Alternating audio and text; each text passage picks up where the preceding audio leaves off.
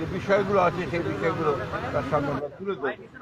একটা দায়িত্বশীল রাজনৈতিক দল হিসেবে এটা আমার দায়িত্ব ছিল, আমরা সেই দায়িত্বটুকু পালন করেছি। আমরা আজকে যে বিষয়গুলো তার সামনে আলোচনা করছি তা হচ্ছে যে এই যে ঘটনাগুলো ঘটেছে এর দায় সরকার এড়াতে পারেন না। এই জন্যে যে সরকারের বিভিন্ন যে প্রতিষ্ঠানগুলো আছে, বিভিন্ন যে বাহিনীগুলো আছে, তাদের সামনেই এই ঘটনাগুলো একের পর এক ঘটেছে, যেটা আমরা মনে করি দেশের সার্বিকভাবে দেশের যে আইন শৃঙ্খলা পরিস্থিতি, স্থিতিশীলতা তাকে যথেষ্টভাবে বিপন্ন করেছে এবং ফ্যাসিবাদকে সুযোগ করে দিয়েছে তাদের এই সম্পর্কে একটু কথা বলার।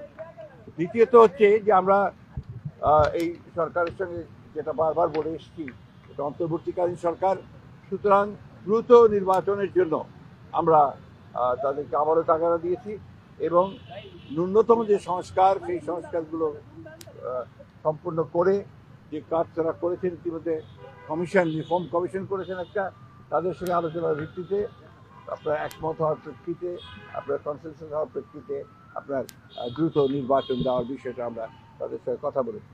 আমরা প্রশাসনে যে সমস্ত ব্যক্তি এখনও যারা দোষর ছিলেন ফ্যাসিবাদের এবং যারা ক্ষতিগ্রস্ত করেছেন বাংলাদেশকে সামগ্রিকভাবে, তাদেরকে আইনের আওতায় আনার জন্য এবং একই সঙ্গে তাদেরকে প্রশাসন থেকে সরিয়ে দেওয়ার কথা আমরা বলেছি। আমরা যারা অর্থনৈতিক ক্ষতি করেছে, লুট করেছে, যারা লুণ্ঠন করেছে, তাদেরকে আমরা আবারও ফিরিয়ে আনার জন্য, টাকা ফিরিয়ে আনার জন্য একই সঙ্গে তাদেরকে আইনের আওতায় নিয়ে আসার জন্য আমরা সেটা দাবি করেছি। আমরা একই সঙ্গে যে কথাগুলো বলেছি তা হচ্ছে যে বিগত 15 বছর 16 বছরে যে মিথ্যা মামলা দিয়ে রাজনৈতিক নেতা কর্মীদেরকে যে হয়রানি করা হয়েছে, সেই মামলাগুলো প্রত্যাহার করার ব্যাপারে আমরা নীতিগত সিদ্ধান্তের কথা বলেছি। তারা একমত হয়েছেন, তারাও আপনাদের সামনে কথা বলবেন, এই বিষয়গুলো তারা একমত হয়েছেন। আমরা দ্রব্যমূল্যের ব্যাপারে অত্যন্ত জোরালোভাবে বলেছি যে এই সরকারের অন্যতম প্রধান ব্যর্থতা হচ্ছে দ্রব্যমূল্য নিয়ন্ত্রণে না নিয়ে আসতে পারা। সেটা তারা বলেছেন যে তারা এগুলো কাজ করছেন, এই কাজগুলো দ্রুত সরকার চেষ্টা করবে। সব শেষে আমরা আপনার আইন শৃঙ্খলা পরিস্থিতির কথা বলেছি এবং একই সঙ্গে আমরা সবশেষে যে কথাটা বলা আবারও বলেছি যে আপনার এই একটা কি চলছেন অভিযান,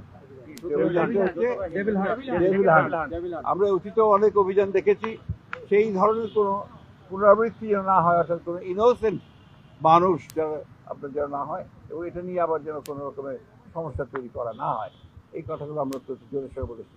প্রধান উপদেষ্টা এবং তার সঙ্গে যারা ছিলেন তারা আমাদেরকে আশ্বস্ত করেছেন যে অতি দ্রুত তারা নির্বাচনের ব্যবস্থা করছেন এবং তিনি বলেওছেন যে ডিসেম্বরের মধ্যে নির্বাচনের ব্যবস্থা করে তারা কাজ করছেন। আমরা আশা করব যে জনগণের আশা যেটা আছে, প্রত্যাশা আছে যে অতি দ্রুত এবং একটা রোড ম্যাপ ঘোষণা করবেন তিনি, সেটার মধ্যে দিয়ে আমরা ডিসেম্বরের মধ্যেই নির্বাচন সম্পন্ন হবে বলে আমরা প্রত্যাশা করছি, জনগণও প্রত্যাশা করছি। এবং সেই সঙ্গেই আমরা যেটা বিশ্বাস করি যে গণতান্ত্রিক সরকারের যে আপনার কন্ডিশন হবে গণতান্ত্রিক ব্যবস্থায়, সেটা অনেক সহজ হয়ে যাবে যদি আপনার একটি নির্বাচন অনুষ্ঠিত হয়। অনেক ধন্যবাদ। আমি আপনাদেরকে এটা দিয়ে যাবো। উপদেষ্টা আজকে একজন উপদেষ্টা বলেছেন যে জাতীয় নির্বাচনের আগে স্থানীয় নির্বাচনের বিষয়ে নীতিগত সিদ্ধান্ত তারা নিয়েছেন, আলাপ আলোচনা করে পরবর্তী আমরা স্থানীয় সরকারের ব্যাপারে কোনো মতেই একমত হব না। আমরা খুব পরিষ্কার করে আগেও বলেছি, এখনো বলছি যে জাতীয় সরকারের আগে কোনো নির্বাচন হবে না। এটা ওনারা ঠিক করবেন, তবে ওনারা সম্ভব 15 তারিখের মধ্যেই ওনারা কিছু একটা বলতে যাবেন। ধন্যবাদ।